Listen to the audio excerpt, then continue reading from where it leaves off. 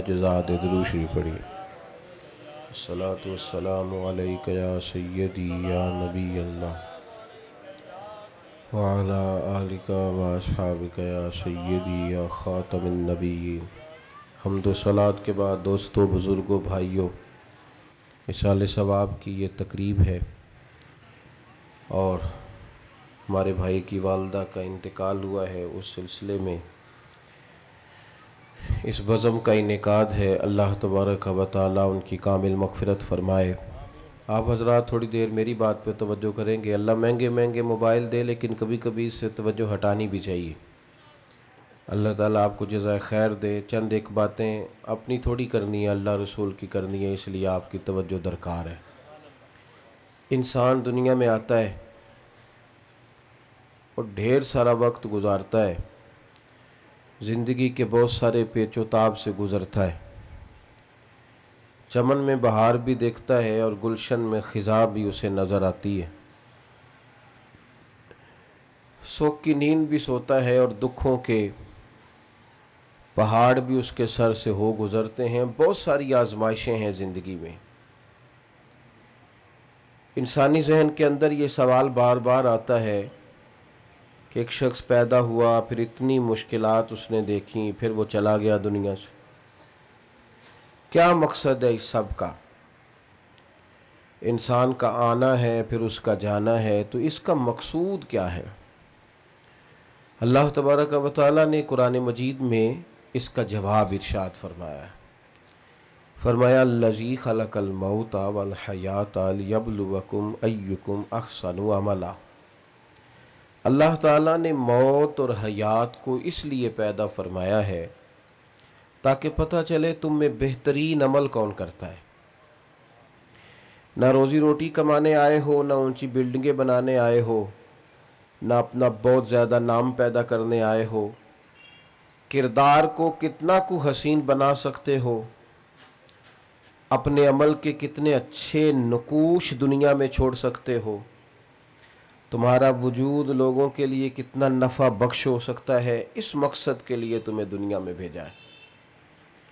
किरदार की बुलंदी, अखलाक की बढ़ाई, अपने अमल से बेहतरीन तर्ज़ ज़िंदगी इख्तियार करना, ये इंसान के दुनिया में आने का मकसद है।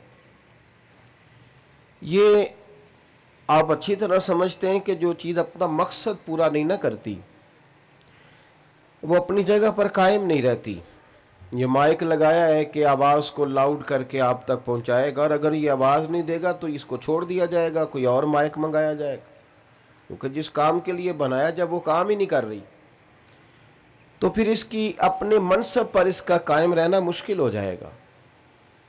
पंखा लगाया जाता है कि हवा दे, लेकिन अगर वो हवा नहीं देता तो छत पे कोई भी उसे सजाए नहीं रखेगा। समझ लें, इंसान के, मुसलमान के दुनिया में आने का मकसद अच्छा काम करना है, मकसूद अच्छा काम करना। लेकिन जब वो अपने असल काम से हट जाता है तो फिर अपने मकाम से भी हट जाता है। फिर उसको जो फजीलत है, जो उसकी अज़मत है, जो उसकी शान है, अल्लाह रसूल की बारगाह से जो उसे मर्तबा मिलना है, जाहिर है वो उस पर कायम नहीं रहता। रोज़ अपनी सीरत में अच्छे नक्श भरने की कोशिश की जाए, रोज़ अपने अमल में कुछ ना कुछ बेहतरी लाने की कोशिश की जाए। हमारे यहाँ लोग कुछ बातें तय कर लेते हैं अपनी ज़िंदगी में। मैं अक्सर दोस्तों से कहता हूँ कि अगर कोई बच्चा ज़िद्दी हो ना, उसके सामने रोज़ कहना नहीं चाहिए कि तू ज़िद्दी है। लोगों को नहीं बताना चाहिए ये बड़ा ज़िद्दी है, बात नहीं मानता, वरना वो पक्का हो जाता है कि मैं हूँ ही इस तरह का। उसका ख्याल होता है कि मेरा तारुफ ही ये है कि मैं एक ज़िद्दी आदमी हूँ, मैं नहीं मानता किसी की भी। हमारे दाएं बाएं इर्द गिर्द लोग जो हमारे बारे में कहने लग जाते हैं, हम उस पर पक्के हो जाते हैं। हमारा ज़हन बन जाता है कि जनाब अब चूंकि हम निखर गए हैं, अब हम एक शख्सियत हैं, अब हमारा एक नाम है, और ख़ुद ब खुद हम तय कर लेते हैं कि मैं बड़ा वज़ादार आदमी हूँ, मुझे बड़े लोग जानते हैं, मेरा मुआशरे में बड़ा अच्छा तारुफ है। अल्लाह का शुक्र है जी, आप गली के किसी कोने से मेरा नाम पूछेंगे, लोग आपको खुद छोड़ जाएंगे। शुक्र है जी अल्लाह का, 4 लोगों में, ये तो हमने खुद से बना लिया है। फिर इसका नुकसान ये होता है कि तामीर रुक जाती है। इंसान की तरक्की के जो मनाजिल होते हैं वो रुक जाते हैं। पता था हजरत उमर को, उन्हें पता था कि नबी पाक अलैहिस्सलाम ने फरमाया है कि मेरे बाद अगर नबी होते तो खत्ताब के बेटे उमर होते। हजरत अगर सारा ज़माना जानता था तो हजरत उमर भी तो जानते थे ना कि हुजूर अलैहिस्सलाम ने फरमाया जिस गली से मेरा उमर गुजरे शैतान वो रास्ता ही बदल जाता है। अगर सारी दुनिया को पता है तो हजरत उमर को भी तो पता है ना इस बात का कि 950 साल हजरत जिब्रील अमीन जनाब उमर की शान बयान करे तो ख़त्म नहीं होती। अगर सारे ज़माने को इन बातों का पता था तो हजरत उमर को भी तो पता था ना। उन्होंने क्यों नहीं खड़े होके कहा जी अल्हम्दुलिल्लाह जी मैं तो वो हूँ जिसको हुजूर ने दुनिया में जन्नत की बिशारत दी है, जी मैं तो वो हूँ, हुजूर ने फरमाया मेरे बाद नबी होते तो उमर होते। ये बात उन्होंने क्यों नहीं की? उन्होंने तो जहां भी बात की एक की बात की कि मैं तो ऊंट चराने वाले का बेटा हूं। उन्होंने जहां भी तज़किरा किया अपनी तामीर को रोका नहीं, अपने किरदार में रोज एक हुस्न, रोज एक खूबसूरती, रोज आगे बढ़ना, रोज जद्दोजहद करना। रोज मालिक गनीमत का एक ऊंट कहीं गुम हो गया तो हज़रत उमर नंगे पांव दोपहर में तलाश कर रहे थे। हमारे यहाँ बड़ा साफ सुथरा रात प्रोग्राम होता है, बड़ा साफ सुथरा। वो चौकीदार सो गया है, वो तू तनख्वाह किस बात की लेता भाई, तू कैसे सो गया है भाई? आप खुद ये काम कर रहे हैं, मुलाजिम क्यों रखा हुआ है जी? उसको जगाएं बुलाएं, तेरी ड्यूटी है, तूने करना था, मैं क्यों करूं? बस ज़हन है ना हमारा, हम किसी न किसी मकाम पे कुछ बन जाते हैं, किसी न किसी जगह पे हमारा ज़हन बन जाता है कि मैं कुछ है हूं, फिर तरक्की नहीं होती। कई दफ़ा दूसरा आदमी आगे निकल जाता है और मेरी तरह के बहुत सारे लोग अपनी पगड़ी और अपने शिमले के चक्कर में ही पीछे रह जाते हैं। अल्लाह अकबर। हज़रत फ़ारूक आज़म ऊँट गुम हो गया, तलाश कर रहे हैं। एक सहाबी ने कहा जनाब गुलाम को कह दें आप तो 24 लाख मुरब्बा मील के हुक्मरान हैं, हर बंदे को गलत फहमी नहीं हो जाती कि मैं फलानी चीज़ हूँ। यहाँ तो लोग आके बात सुनाते हैं तो महसूस होता है कि ये मसला पूछने नहीं आए, ये मसला बताने आए हैं, ये तो सबक देने आया है। तो हज़रत उमर बात सुनकर रो पड़े, कहने लगे मैं भी तो गुलाम ही हूँ ना, मैं भला क्या हूँ, मैं भी तो एक गुलाम हूँ ना, मैं भी से सबूत ना मंगो मैथों, ए भला नजरे करम कद होई, मैं जाना या दिल बर जाने गैर न जाने कोई। तो मैं मिस्कीन पुराना खादम किसे दर मिली न टोई, ए ते वासफ यार ने नजर जो की थी ते वासफ वासफ ही होई। वरना मैं जो हूं मुझे उसका पता है। भाई अपनी तामीर में, अपने किरदार में, अपने मामलात में रोज एक हुस्न, रोज एक खूबसूरती भरने की कोशिश की जाए। अच्छा से अच्छा अमल, बेहतर से बेहतर अमल। 50 साल नौकरी की है दीन की ख्वाजा अजमेर ने। कितने साल बोलिए? 50 साल। और उस नौकरी का नतीजा लाखों लोगों ने कलमा पढ़ा है। और उस ड्यूटी का नतीजा आपने जो अपने पीछे लोग छोड़े वो ख्वाजा कुतुबुद्दीन बख्तियार काकी जैसे हैं। और 50 साल नमाज पढ़ी। मैं ना अक्सर अपने दोस्तों से कहता हूँ, मैं कहता हूँ ये हदीस ना ख्वाजा साहब को भी आती थी और इमाम आज़म को भी आती थी और गौस पाक को भी आती थी। ये जो हदीस है ना कि आम आदमी सारी रात नमाज पढ़े और आलिम इशा की नमाज पढ़ के सो जाए और फजर तक सोया रहे तो फिर भी दर्जा आलिम का ही ज़्यादा। ये हदीस इमाम आज़म को भी तो आती थी ना, तो वो तो सारी रात ही नफल पढ़ते रहते थे। हालांकि उनसे बड़ा आलिम दोबारा पैदा उनके बाद आया, उनको भी तो आती थी ना। पर मेरी तरह एक आदमी जिसका दूर दूर तक वास्ता नहीं है इस हदीस के तहत आने में, वो भी अपने हक में कायल हो जाता है कि मेरे हक में आई ये बात, लिहाजा मुझे फटाफट इस पे गौर कर लेना चाहिए। कुछ ना कुछ तय करके, कुछ ना कुछ बन के हम बैठ जाते हैं। 50 साल नौकरी की हजरत अजमेरी ने और सारी सारी रात नफल पढ़े, सारा सारा दिन तबलीग की।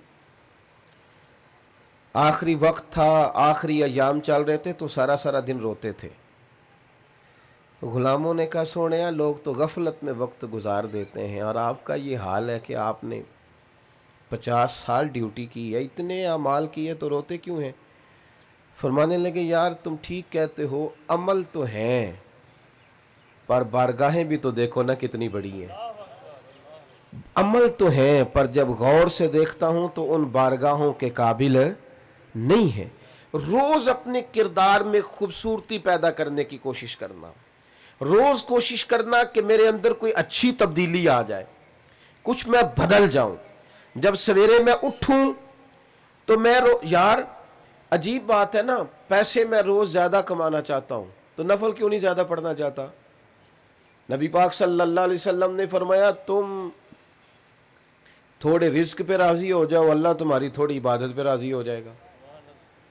अगर तुम्हें बहुत ज्यादा चाहिए तो सजदे भी तो बहुत ज्यादा चाहिए ना।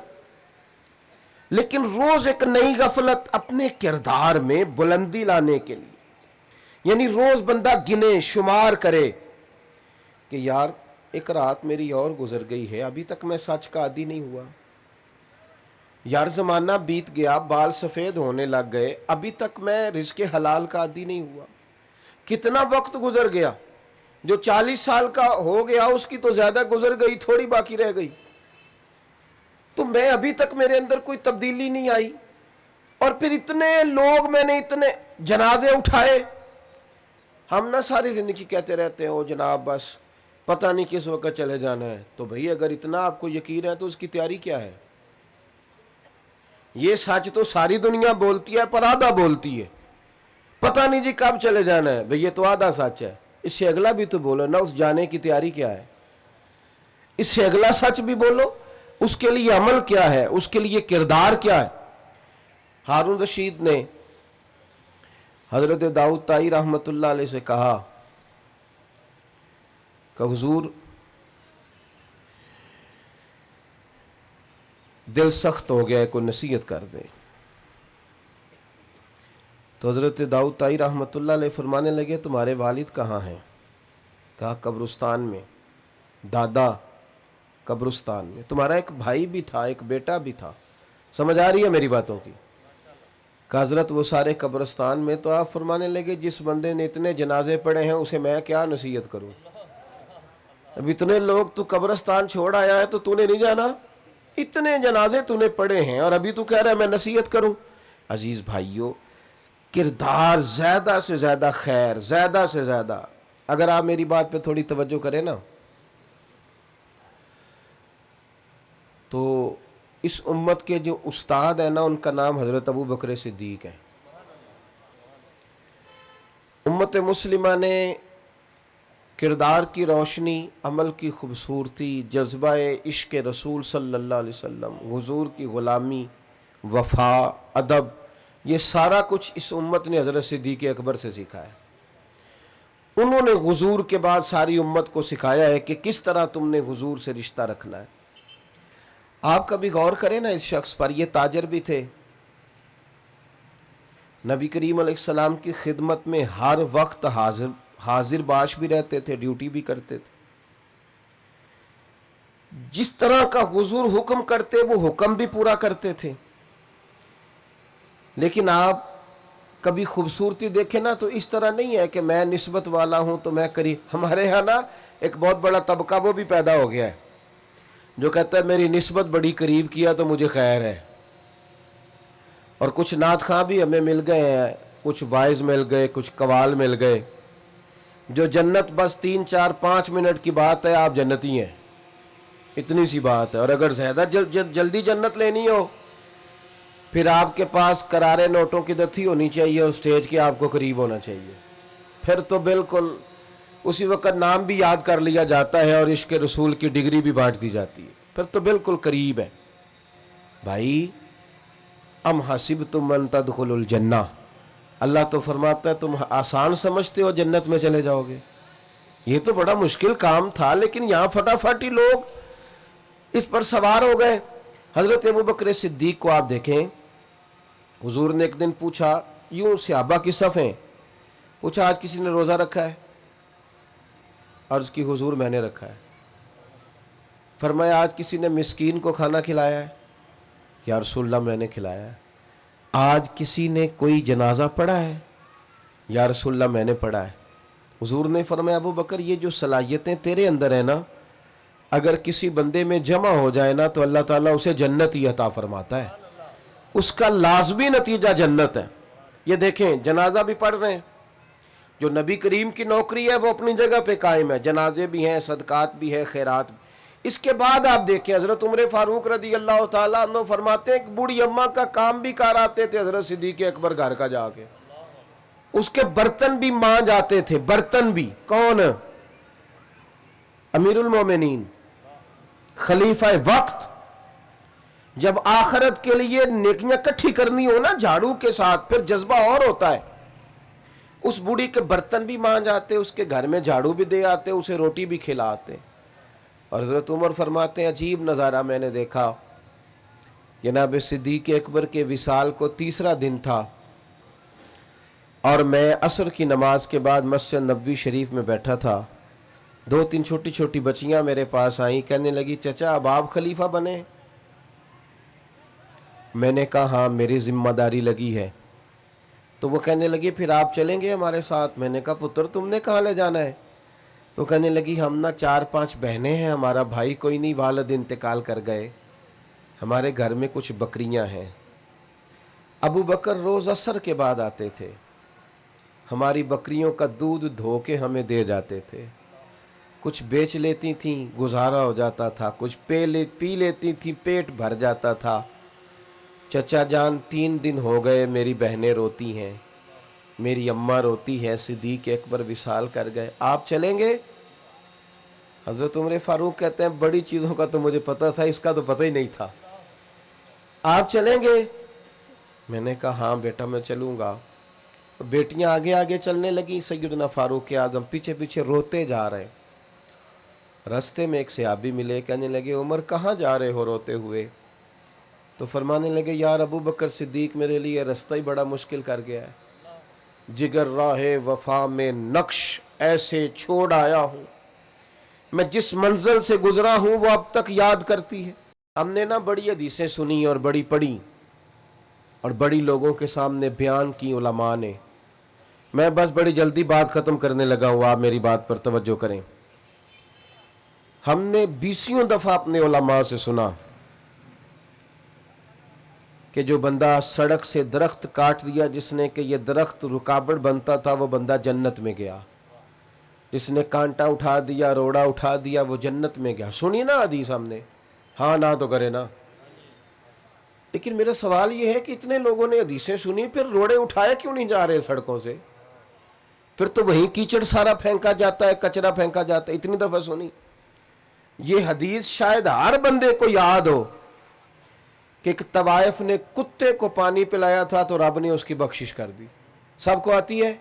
हाँ तो करे ना यार, आपको भी आती है जी, सबको पता है ना हदीस पाक का।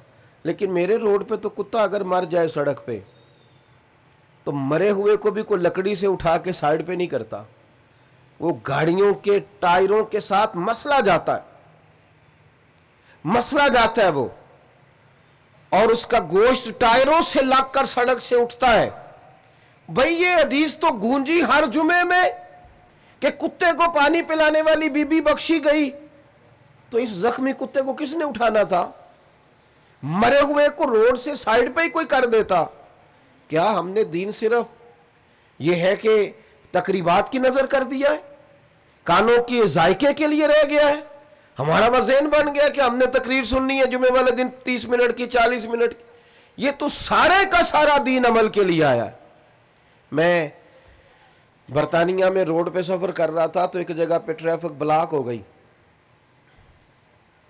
तो मैंने पूछा दोस्त से कि मुझे तो कहीं पहुंचना था, तो मुअम्मा क्या है? वो कहने लगे, कुत्ते का एक्सीडेंट हो गया, एम्बुलेंस आई है कुत्ता उठाने के लिए। तो मैं अपने ऊपर अफसोस कर रहा था कि मेरे रोड पे तो कुत्ता मर जाए तो वो टायरों से मसल के जाता है, हालांकि ये विरसा तो हमारा है, ये तो हमें हमारे नबी ने सिखाया कि जो कुत्ते को पानी पिलाए रब ताला तो उसके पिछले सारे गुनाह ही माफ़ कर देता है। मेरे दोस्तों, अपने लिए कोई खैर का अमल, कोई अच्छी बात, कोई कारनामा। कल मुझे पहले भी खैर मैं सवाल का जवाब दे चुका हूँ। कल सुबह एक दोस्त ने मुझे मैसेज किया कि ये ज़रा सवाल का जवाब दे, मैंने सुना है किसी ने कहा है कि मस्जिद में सीमेंट का तोड़ा देने से बेहतर है किसी गरीब को आटे का थैला दे दिया जाए। मैंने कहा यार ये नई शरारत है, इसका माना है, मेरी बात की समझ आ रही है? यानी कोई ऐसी बात छेड़ो जिससे लोग बहस करें। तो मैंने कहा उसे को चल यार तू थैला ही दे तो सही ना, कुछ तो करना, कोई काम तो कर मेरे भाई, रट्टा डालने की क्या जरूरत है, कोई नेकी करो। बाकी अगर आप मुझसे पूछें तो कायनात में सबसे ज्यादा गरीबों की बात मेरे नबी पाक ने की है, पर हुजूर ने मदीने आके पहले मस्जिद बनाई थी, मस्जिद पहले बनाई थी। हमने कुछ करना नहीं। मैं आपको बताऊं, मेरी गली में जितने गरीब लोग हैं ना, मेरा ख्याल है गली के अमीर लोग ही मिले तो उन गरीबों के ऊपर दस्ते शफकत रखा जा सकता है। लेकिन मैं तो अपने अपने महल को डबल करना चाहता हूं, मुझे गरीबों से क्या लगे। मेरा तो मामला सिर्फ इस हद तक है कि मेरा घर बचता है कि नहीं। ऐसी हवा चली है, हर शख्स सोचता है तमाम शहर जले, बस एक मेरा घर न जले, मर जाए सारी दुनिया मैं बच जाऊं। ये सोच मुसलमान की नहीं, ये खुद गर्ज लोगों की सोच है। ये उन लोगों की सोच है जो अपने लिए जीते हैं और अपने लिए ही मर जाएंगे। बात खत्म करने लगा हूं, आप तवज्जो करेंगे। एक 100 घर था मदीना मुनव्वरा में। कितना जी? 100 घर। उस 100 घर में 3 वक्त रोटी भी जाती थी, बच्चों के कपड़े भी जाते थे, कोई बीमार होता था तो दवा के पैसे भी जाते थे। 100 घर था।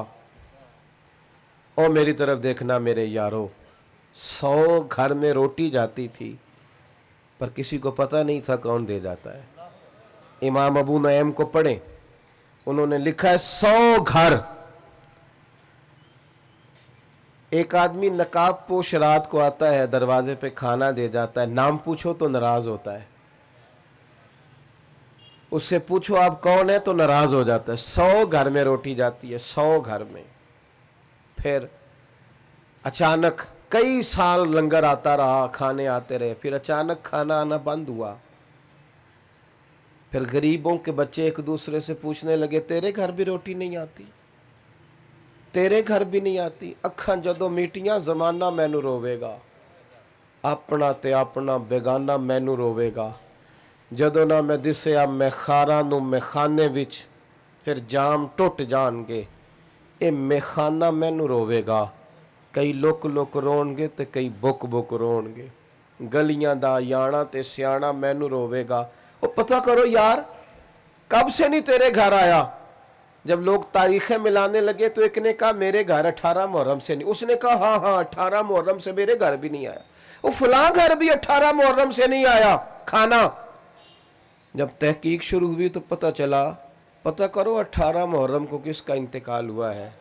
जब लोग ढूंढने लगे तो पता चला 18 मुहर्रम को इमाम ज़ैनुल आबिदीन का इंतकाल हुआ।